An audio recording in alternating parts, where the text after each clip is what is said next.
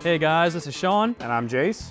and we are going to be talking about the terms in the optics industry that may not be something that you were born with. I know I wasn't born with it, so we're going to talk about all the jargon that you need to know when talking about optics. Yeah, there's a lot of technical terms out there, and we talk to people all day, every day that call in and are asking you about specific parts that they are interested in or certain things that they want to be a certain way, and they may just not know the technical term. So, which is fine. That's no problem at all. A lot of you guys are already up to speed on some of this stuff, but for those that aren't, no big deal. That's why we're here today, and we're going to talk a little bit about the technical terms that can help me to help you when dealing with some of this stuff. So kicking it off, we're going to go over some universal terms. Now these are terms that apply to spotting scopes, rifle scopes, binoculars, really any kind of optic. First one is the ocular lens. So ocular is going to be the end of the optic that you're looking through with your eye. So really simple, not too complicated. Yeah, and then just moving right along kind of in order of appearance, you have the diopter, which is going to appear on predominantly on binoculars and scopes, and that is going to essentially be this little guy here on a scope at the very end of the eyepiece here, move in and out. And what that essentially is doing is that if you wear any type of corrective lenses, like for me, for instance, I'm wearing contacts right now, so I generally don't have to touch a diopter if you have, or if you have perfect vision. But if you're not wearing your corrective lenses or whatever, you're essentially matching your prescription in the optic. And next is the objective lens. Now some people will call this, the front of the scope, the back of the scope.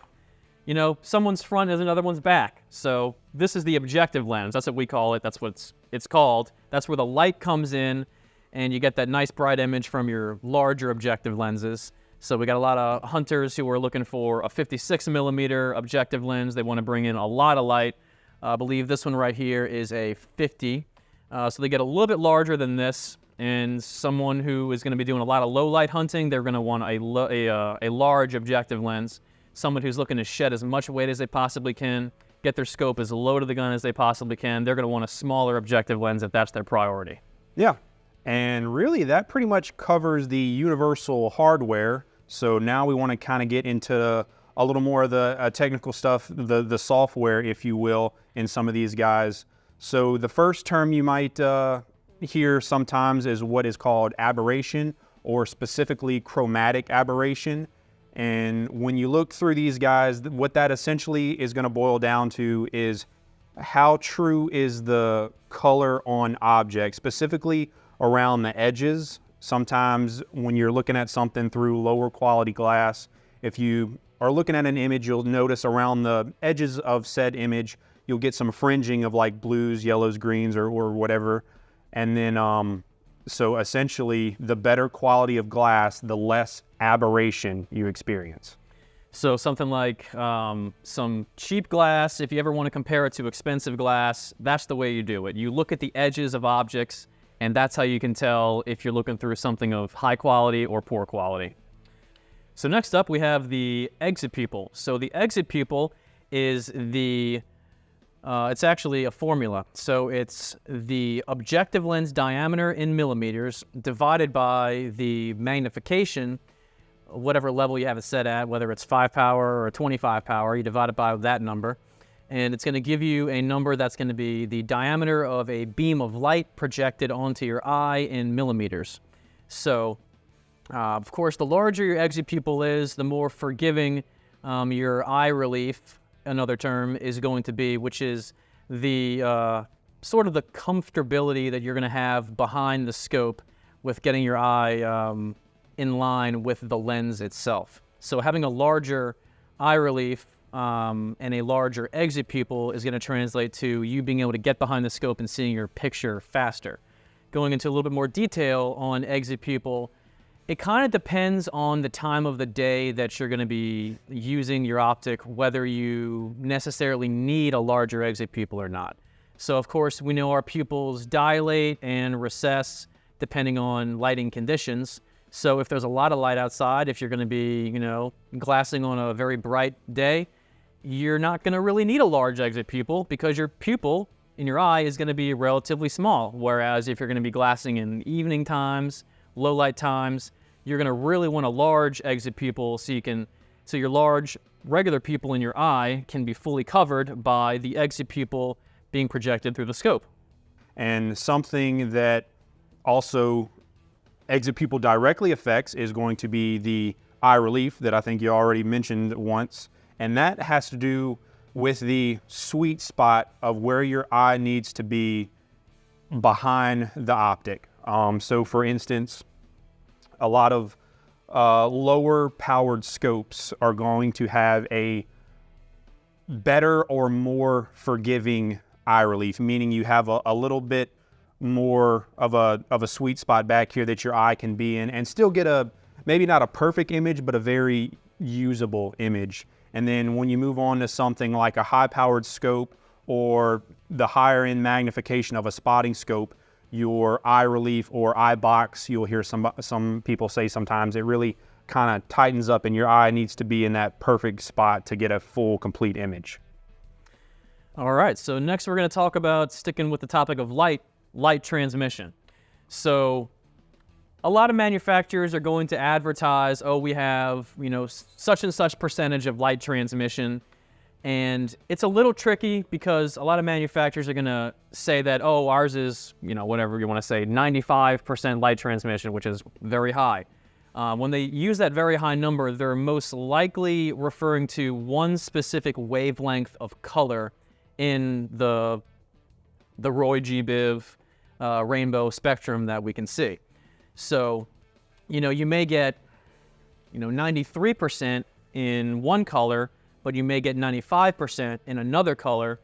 More than likely, you're going to be the manufacturer is going to be advertising 95%. So, you kind of have to know that when looking into optics and when you hear manufacturers talk about their incredible light transmission percentile. Yeah, absolutely. And last but not least, as far as terms go, what may be one of the things that I get asked about most, you maybe agree or disagree, but that's going to come down to field of view. A lot of people ask specifically about field of view, or you might hear people refer to it specifically as FOV. And what that essentially means is kind of, as you could probably guess, is the size of the image that you're seeing, and all things considered equal, something with a higher magnification is going to have a smaller field of view than something with a lower magnification. That's why I talk to a lot of guys that are like whitetail hunters, for instance. They prefer lower magnification scopes to have a nice wide field of view in denser environments, or birders, for instance, like to have lower powered binoculars, generally speaking, to keep the field of view bigger to keep track of moving targets and stuff like that. And if you ever want to know what the field of view is on any of our optics, you can check out the sportoptics.com description of whatever optic you're looking at. And there is a field of view specification there, and it'll tell you how many feet at 1,000 yards. So if you're looking at 1,000 yards, how many feet do you see left to right in your field of view based on whatever magnification that optic is at? Yep, absolutely. So now we'll kind of dive into some specific terminology in specific optics. And we're going to start off with scopes. And with this handy dandy scope I have in front of me here, the first thing we'll talk about is what is called the Magnification Wheel, or some people will call it the Magnification Ring. And as you can probably guess, all it does is simply change the magnification of the scope itself with a simple turn left and right. Some people, myself included, will put a throw lever on the magnification wheel, which makes it a little easier to turn left and right in a pinch if you need to. But that's the gist of that, as you can imagine. Next up, we have the turrets on the scope. So up top, we have the elevation turret. Now, as you can see, this one right here, it is a locking turret. So you would push it down to lock it into place, or if you want to dial it, you pull it up, and that allows you to dial the turret. So, based on whatever dope is another term, data on previous engagement. So we're getting into a little bit more of the detailed nitty-gritty on ballistics with that term. So if you know what your bullet is going to do at distance, you can input that information into the turret. Some people say, oh, I got to dial this many clicks or whatever. Clicks is this. You can hear that turret clicking. Each one of these is in either minute of angle or mil-radian. So you have 2 units of measurement that you can use, and this is your elevation turret that you would input your ballistic solution to hit the target at whatever distance you're going to be shooting at. Yeah, and then moving on from the elevation turret, which is definitely part of the heart and soul of the scope, we have the windage turret, which is just about as important. This one specifically on this model is actually a capped turret, so we have a good example of both types of turrets on this scope. So on this one in particular, you can take the cap off, make your adjustments, and windage is essentially going to control your left and right movement of your reticle. What most people tend to do, even with exposed windage turrets, is once you get it zeroed, you kind of don't have to mess with windage anymore. Generally, you're going to just hold for wind. Not always. A lot of people will still dial for wind, you know, depending on the situation, but there you have it, the windage turret. Next up, we have the parallax adjustment knob, which is on the other side of the scope. So we can flip this around here for you. And some people will refer to this as the target focus because it will bring your target into focus as you dial it. Some of these are numbered. They'll have yardage marks on it. So this one has, it goes down to 20 yards, and then pretty much every parallax adjustment is going to go up to infinity. So you can shoot it to the moon. Just kidding. So you would want to twist the parallax adjustment until your target comes into focus. And another thing that you would do behind the scope is you kind of bob your head up and down, and you are looking for the crosshairs moving, because if you're not removing parallax from your image, the crosshairs are going to shift around like that when you're moving your eye. So obviously that would mean your point of aim is moving around. That's not good. So you twist this to steady those reticles and to bring your target into focus. When your target's in focus, your reticle is not going to be moving, so it's easy. Yeah, and just to kind of touch on a little bit more about parallax, I think Sean gave an excellent description of it. Also, sometimes parallax on certain scopes will be different. A lot of people care about what's called minimum parallax, which is just how low the minimum distance is that you can focus at. And that is more important for guys that are shooting like rimfire that want to shoot like extremely close. So definitely something to pay attention to. And also, you generally don't see this too much anymore, but it does still exist. And I have people ask me about it, so I figured it's at least worth mentioning. Every now and then you'll see some scopes, mostly cheaper scopes these days, will actually have their parallax adjustment out here on the end of the objective. So that is a thing you might see or hear sometimes. Again, not that popular anymore, but worth mentioning. Yep, so next up we can talk about the main tube diameter, the body of the scope, right here where the rings go. So these generally come in 3 sizes, from small, medium, and large. There's 1 inch, which is small, 30 millimeter, which is medium, and 34 millimeter, which is large. Now they do have, I mean, no one says large or medium, but that's the general rule. There's 3 sizes. There are exceptions. Some people do make a 35 millimeter tube, such as the Leupold Mark V. Some people make a 36 millimeter tube, such as Zero Compromise, and then Swarovski has their DS, which is a 40 millimeter tube. Now, you don't really see those very often, really much at all. It's really just the 3 main 1 inch, 30 millimeter, and 34 millimeter. Right here, this is a 30. A very common misconception is people believe that the larger the tube diameter is, the more light it's going to bring in.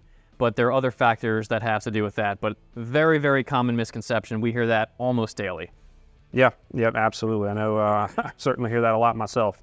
And speaking of hearing things a lot, that brings us into our next thing, and that is going to be mils and MOAs. Now, we're probably going to have another video that really does a deep dive in mils versus MOAs, but just to kind of address it so you're, maybe a little more knowledgeable on it if you haven't seen or heard of it at all. It's basically comes down to, it's two different units of measurement. Mil is essentially a metric system where a mil click is equal to 1 centimeter at 100 meters, and MOA is standard or equal to about 1 inch at 100 yards. And generally speaking, when on an actual turret, when you're making adjustments, your mils are going to be measured in tenths, whereas your MOAs are going to be measured in quarters. And a lot of people tend to be going towards mils these days in the competition scene and stuff, at least that I've noticed. Yeah, certainly so. Yeah, I would say a lot of it kind of depends on maybe what you grew up with, what you know, or what your buddies use. But, for me, for instance, and for a lot of others, measuring in tenths tend to be a little easier than measuring in quarters, but both of them are still, excellent units. It just kind of depends on personal preference or what you know. Mil is better. Fight about it in the comments.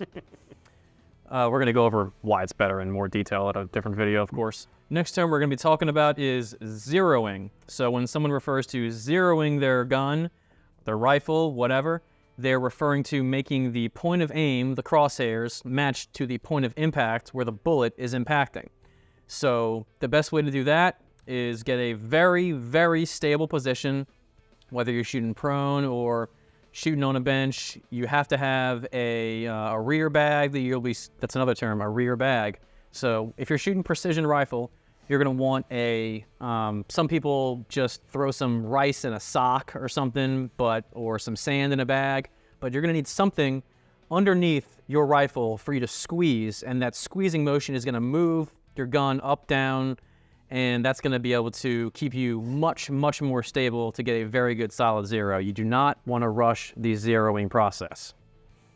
Yeah, and beyond that point, we touched on it a little bit with the whole MOA versus mils thing, but specifically another part of the meat and potatoes of any scope is going to be the reticle choice.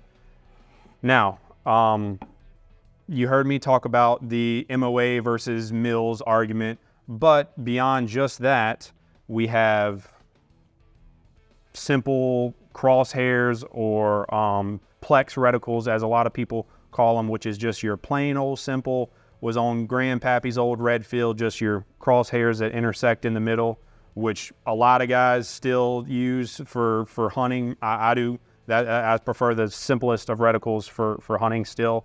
On up to you have BDC reticles for specific loads, and then even beyond that you have what is colloquially called these Christmas tree type reticles that, are these full-on grid systems where you can make any kind of holdover for windage, elevation, whatever see fit. There's so many different options, and every brand has their own versions of each. So reticles is definitely one of the things you want to pay attention to most and do the most time researching, studying, or talking to one of us about when you go to make a rifle scope choice, because it's arguably the most important thing in it. Next, we're going to be talking about the zero stop feature. Now, not all scopes have this, but it is a very, very nice feature to have, especially if you're going to be shooting competition. Mm-hmm.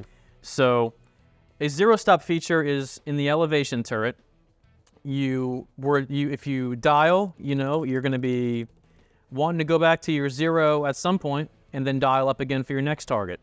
So instead of having to look at the turret and then line it perfectly up with the zero and make sure those little lines are intersecting perfectly, you can just go bloop and just slam it, and it'll slam right into a hard zero stop, which is a feature that's built into the turret. So if we're to take the screws off of the turret, pull this cap here with all these numbers off, you're going to have the internal turret exposed, and there would be a little mechanism that you would turn all the way in one direction until it hard stops onto another part of the turret, so it can't move any more in one direction. Once it's in place, you take your turret, you move it to zero, and then you line the zero up with the line here for your indication of where you're dialing from, and that's pretty much all you have to do to set your zero stop. So now every time when you dial, you can just twist it back and you'll hit a hard stop, and you won't have to worry about looking and lining up perfectly. Yeah, it's a pretty awesome feature, especially guys that shoot competitively. And you'll kind of hear a few different terms, like, for instance, Vortex, I believe, calls theirs rev stop. A couple different other manufacturers will call it something else. But zero stop is kind of the all-encompassing term for when the turret hits a hard stop when you turn it back. So that wraps it up with our terms on the rifle scope. We can move on to specifically to the binocular, and the first term we're going to be talking about are the eye cups. So right here, as I'm sure you can probably guess, these right here are the eye cups. So these can be adjusted based on if you're going to be wearing glasses or not. If you're wearing glasses, you run the eye cups all the way in like this, because the glasses that you're wearing aren't perfectly flush with your eyes, of course. So they're already going to have some distance between your eye and the glasses that you're wearing. So you would run these completely flush and just push these up against the glasses that you're wearing. If you don't wear glasses, you still need that distance. So you're going to twist these eye cups out, and that's going to give you the proper eye relief to get your target into your view. Another term you'll hear or see about binoculars is what's called interpupillary distance, and that just has to do with the distance apart of your eyeballs, and that is the whole reason that binoculars hinge, which is just to accommodate a wide variety of people with different interpupillary distances. Next up, we have the focus wheel. Yeah, so on the focus wheel, and this is pretty much universal between most, if not all, binoculars, you're going to have this larger wheel right here towards the back of the bridge, and that essentially is going to focus your target of what you're looking at. Think of it kind of similarly to a parallax adjustment on a rifle scope. The turning of this wheel is what is going to focus your image depending on the distance it's going to be at. And next, going over the hardware binoculars, we have the hinge or the bridge. Now, these come in a couple of different designs. This is a double bridge design. Obviously, you can see right here we have one connection point where one of these is connected to the other one of these. And we're going to go over this term in a second, what these are called. But here is one end of the bridge. Here's the other end of the bridge. You know, you can kind of surmise that a design like this where you have 2 points is going to be a little bit more durable than if it didn't have 2 points. So a double bridge design, which is what this is called, is going to be, you know, a little bit more durable than a single bridge design or hinge design. Yeah, and then as far as the body of the binoculars themselves, what we have here, the body, the part that you hold on to, this is called the barrel. You know, pretty self-explanatory. Some people will call and be like, I need something with a smaller barrel, lighter barrel, or you know, it's a term that gets thrown out there, so definitely worth mentioning a major part of the binocular. And then, of course, out here at the end, just like everything else, we have the objective lenses. And that, I think, about wraps it up for binoculars. A little bit simpler than the rifle scope for sure, but just as important. Next, we're going to be talking about some spotting scope terms. So, of course, this isn't specific to the spotting scopes, but this is the magnification ring as well. You know, works the same way the rifle scope magnification ring is going to work. It's got your numbers on what the magnification is. Now, on a spotting scope, generally, they're going to have a higher magnification than a rifle scope will, and certainly a binocular will. So, yeah, so that's how you make your target larger or widen up your field of view. Go up and down to the magnification ring. Yeah, and again, as you've noticed, as we've mentioned, there's a lot of overlap between some of these parts and terms, but on each one, it works a little differently, so that's why it's worth mentioning. Just like on the magnification ring being on the eyepiece itself. Then you go down here to the focus ring, which works exactly like the focus wheel on the binocular. It's just bigger, and you could call it a little more precise because of the higher level of magnification. What you're essentially going to do there, just like on the binoculars, rotate it left or right depending on your subject, the distance that it's at, to get that perfect crystal clear image. The last part of the spotting scope we're going to talk about is the tripod mount or the foot of the spotting scope. So as you can see, we have a tripod quick detach plate already installed on this because this came off a personal one of ours. So all you got to do is twist that threaded portion out, and that will allow you to remove your quick detach plate, and that's going to expose the foot here of the spotting scope, which on these Swarovski ones, they actually have a little adapter here that you can unscrew to expose even larger threading depending on what kind of tripod you're using, but they're pretty standard. So pretty much no matter what tripod you got, they're going to work for them. But yeah, pretty simple. You screw the plate in, then you snap the plate into the tripod, and you're ready to rock. Yeah. And with all of that being said, I think that about covers it for the terms that you need to know when asking about optics. Yep, this is your pretty much basic terms, your 101 kind of stuff. We're going to be making some more videos going into detail on some of these terms. If you really want to get into the nitty-gritty and really become a master of optics and know all types of details and get a real appreciation for the manufacturing and craftsmanship that goes into some of these great pieces of glass. Yeah, and if we missed anything today, I'm sure that y'all will get mad and let us know in the comments. Speaking of comments, like and subscribe, comment below, and we have links in our bio on our social medias to our page. Give us a call. We're always happy to talk to you. And if you don't know what you want, just talk to us, tell us what you're doing, and we can tell you what you need. Yeah, that's what we're here for. Me and Sean do this all day, every day. We're shooters, hunters ourselves. We live and breathe this stuff. We absolutely love it. So please call us, email us, message us in any way, and we are happy to help you get whatever optic you need. We'll see you next time. This is Sport Optics signing out. Thanks, guys. God bless.